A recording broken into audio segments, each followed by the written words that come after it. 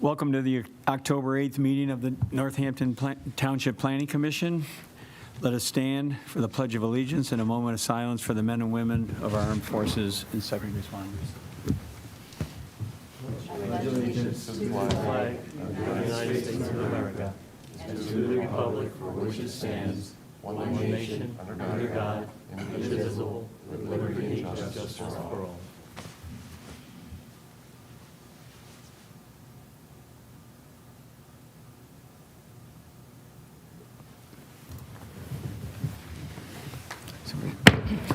I'm going to whack that first.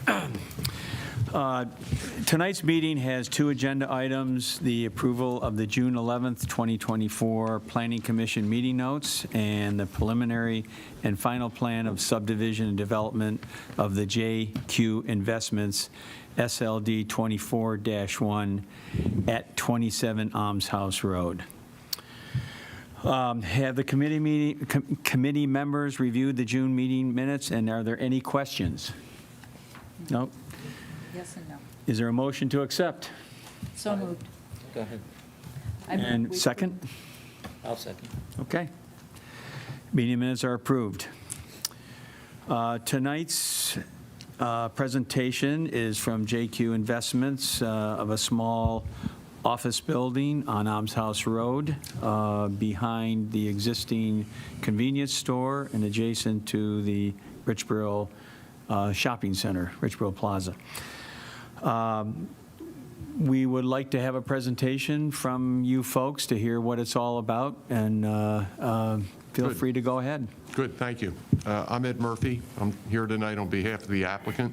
To my immediate left is Vince Fioravanti. He is the project engineer. And to Vince's left is Mitchell Stezen, one of the Stezen family members that is the owner of the property in question.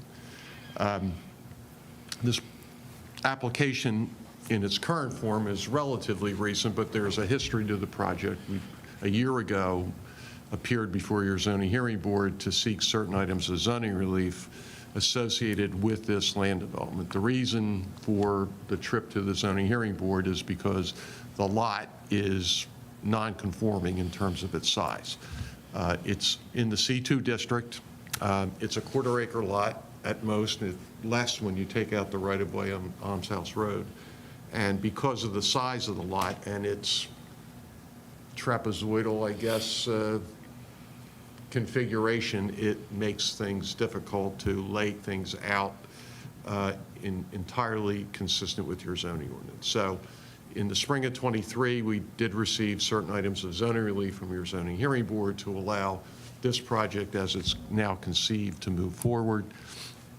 Vince subsequently engineered the plan based on the relief we got from the zoning hearing board, and Dean and others have issued various review comments in the normal course of plan reviews.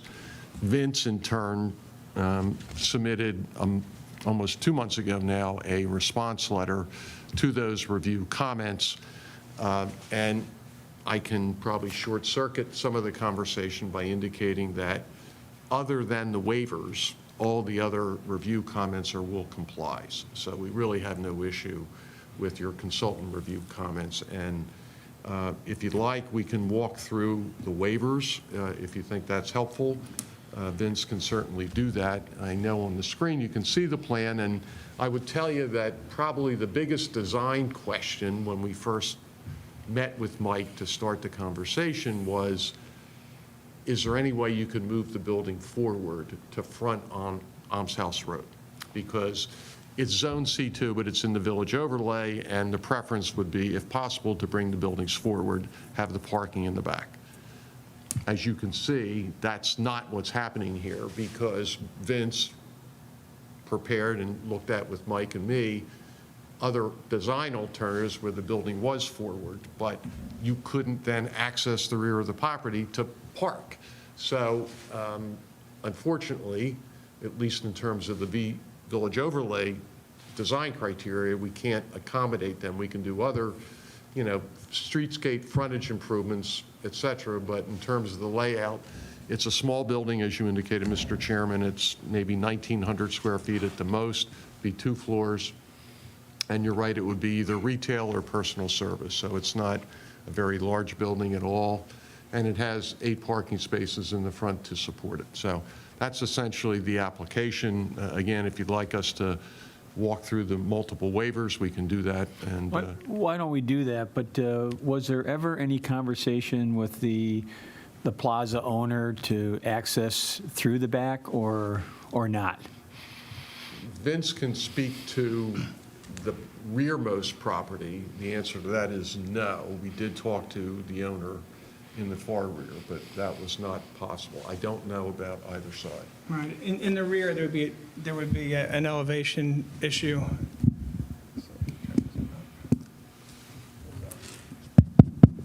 In the rear, if you can see the contours on the drawing, there's probably an 8-foot elevation difference between the back and the parking lot above, so we couldn't get there. Okay, why don't you just briefly take us through, we've read them, we know what they are, but just Okay. if you could, for purposes of the Sure. record, just go through it. And Vince can refer to his August 4th waiver letter if you'd like, so. Okay, there are 8 waivers for the project. Actually, after looking at the most current review, we did add one more, all again related to the size of the property. The first waiver from section 22-403 8B2A to permit off-street parking within 15 feet of the property line. That would apply in the front and on the sides. As you can see on the exhibit, if we were to provide 15 feet between the parking and the property line, we wouldn't be able to have a parking lot. So that's the waiver number 1. Waiver number 2, to permit off-street parking within 20 feet of the building. Again, that's a similar criteria that if we were to provide 20 feet from the building, we would lose 2 more spots, and then our 8 parking spaces would be down to 6. And we're trying to maximize the parking to make this a usable parcel. So that was the modification, the justification for that waiver. Waiver 3, section 22-403 2D, to not require a concrete apron at the driveway entrance. If you look in the ordinance, it does require a concrete apron at the driveway entrance, and we're requesting a waiver from that because we feel it's unsightly, expensive, and unnecessary. And when we look at the entire area, and I have an exhibit to show this if we need to, but if we look at the entire area, the only place I see concrete aprons essentially is gas stations. If you go up and down, I have an exhibit that shows 25 adjoining properties. And it just looks nicer and it works better, in my opinion, to just have the curb radiuses come in, driveway paving, and the striped access with the handicap ramps, like Almshouse 59 and every other property around there. I think it's more industrial looking when you start with the aprons. So that was a justification for that one. That's item 3. Item 4, to allow backup area less than 10 feet in length. Section 22-403 8B3E. If you look at the end of the parking lot, and again, I have exhibits to show this, but the standard ordinance requirement is that there's a 10-foot area in the back for the final spot to make a K-turn and get out. The typical parking lot, all the standard parking lots, 9 by 18 spaces, 24-foot wide aisle width. That last parking space, to illustrate it, I have a turning template that shows a van making a backup move to the corner and then turning the wheels and coming out and can make that backup maneuver without the 10 feet. So that was the justification for that. 10 feet, again, would end up losing a parking space. And again, it's not necessary, and we have templates that show that the design vehicle, delivery vans, they can make that move. Waiver 5, to allow a two-way driveway at 24 feet width as opposed to 25 feet. It's a recognizable standard, 9 by 18 parking spaces, 24 feet, two-way aisles. It's used everywhere.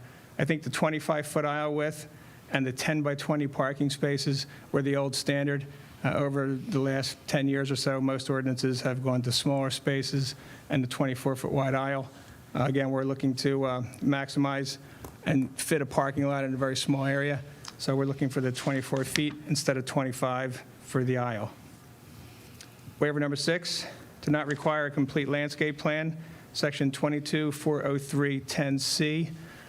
When, again, related to the size of the property, if you were to look, we do have a landscape plan, but it doesn't have everything that you would normally have. We don't have street trees, for example. There's just not room for street trees. If I were to take street trees 2 feet from the property line, I wouldn't have room for a sampling manhole for the sewer. The parking lot would be too close to it.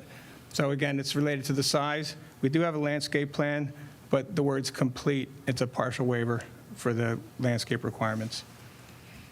Number 7, to not require, some of these are redundant, to not require the planting of street trees for the same reason as for waiver 6.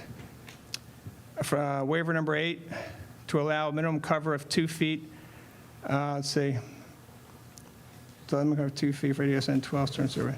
To allow a minimum cover of 2 feet for the storm sewer, where 3 feet is otherwise minimum required. The storm sewer pipe that we're using, ADSN 12 HDPE pipe, only requires 1 foot of cover for HS25 loading. So with the newer materials, we don't need 3 feet of cover over the storm sewer. So that's just a typical waiver that we would request in this situation.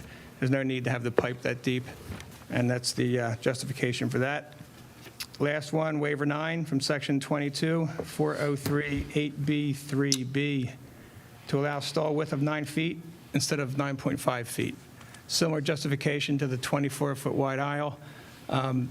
Typical stalls today are 9 by 18, and if we were to go to 9.5 feet, and you were to do that 6 times, we'd end up losing a parking space.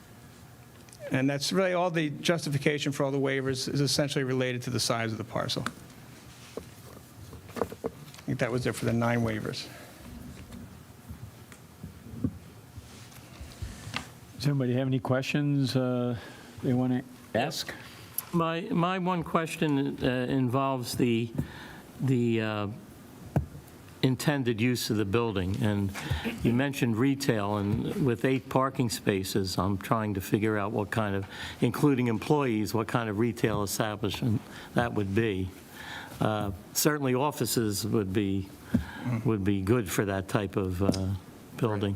More than likely, it may not be true retail, maybe more personal service related. I think that's what the Stetson family is presently thinking. It's going to be more personal service. Retail, Right. probably for the reason said, Mark, would be different. You'd have at least 2 employees and, you know, Right.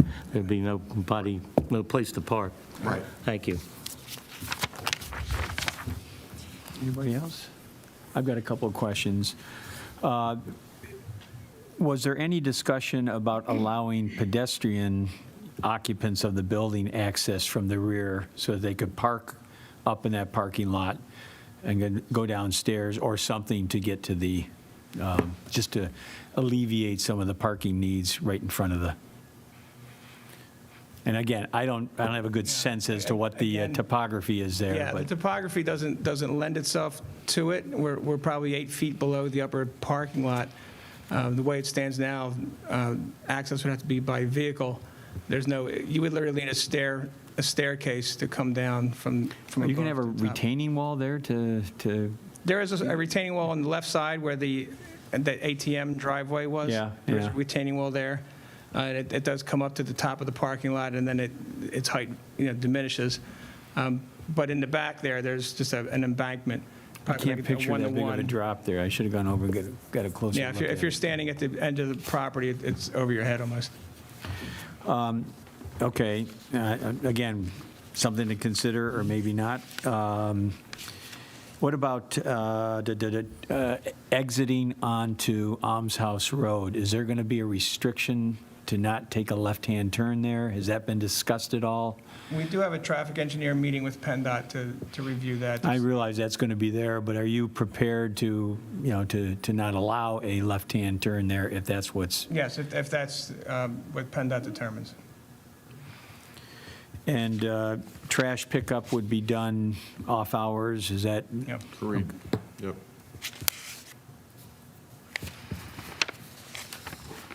okay? Those are my questions. Does anybody have anything else they want to, consultants, any issues you want to bring up at this point? They've complied with the, I see we don't have much of a public here today, so we can dispense with the public comments.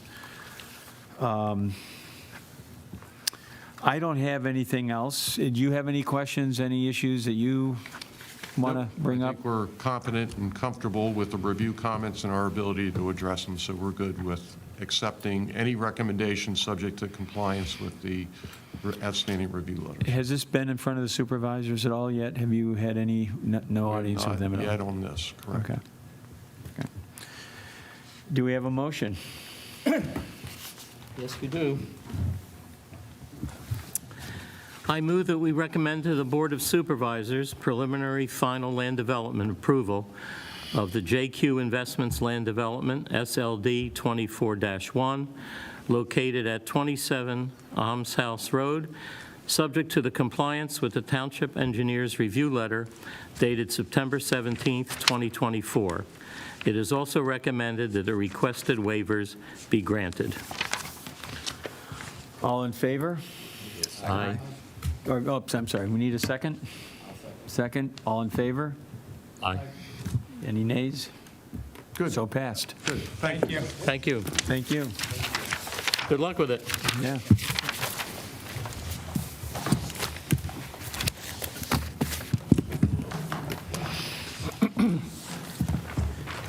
Any other business we have tonight? I don't think so. Do we have a motion to adjourn? Second? So adjourned.